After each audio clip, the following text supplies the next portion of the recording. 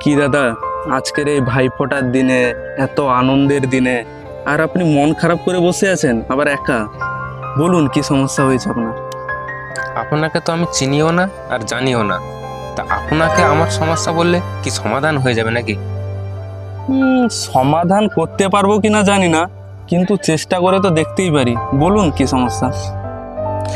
আমি কি হতভাগা দেখুন তো, আমার নিজের বোন বা দিদি বলতে কেউ নেই। আজ এই আনন্দের দিনে আমি একা। আরে কি হয়েছে, নিজের বোন নাই তো? আমার বোন তো আছে। আমার বোন মানে আপনারও বোন। আমার বোনের থেকে ভাইফোঁটা নিয়ে নেবেন, সোজা হিসাব। হ্যাঁ, এমনটাও সম্ভব? তাহলে তো এর থেকে আনন্দের কিছু হয় না। হ্যাঁ, চাইলে সব সম্ভব। এখন মন না খারাপ করে তাড়াতাড়ি চলুন তো আমার বাড়ি। ঠিক আছে, চলুন।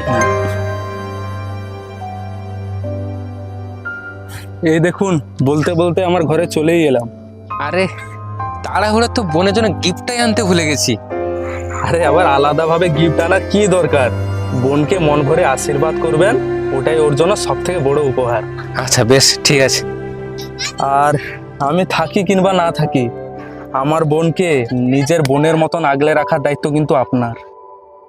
ঠিক আছে, আপনি যান, বোনের সাথে কথা বলুন, আমি আসছি। আচ্ছা আচ্ছা।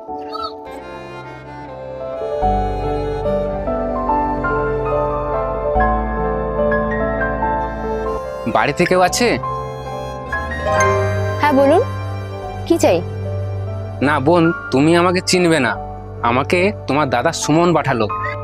দাদা পাঠিয়েছে? আপনার কি মাথা খারাপ হয়ে গেছে? কি উল্টাপাল্টা বলে যাচ্ছেন? না মানে বুঝলাম না।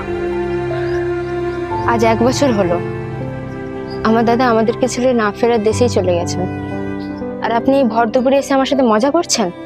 1 বছর আগে মারা গেছে? এই তো সুমনের সঙ্গে।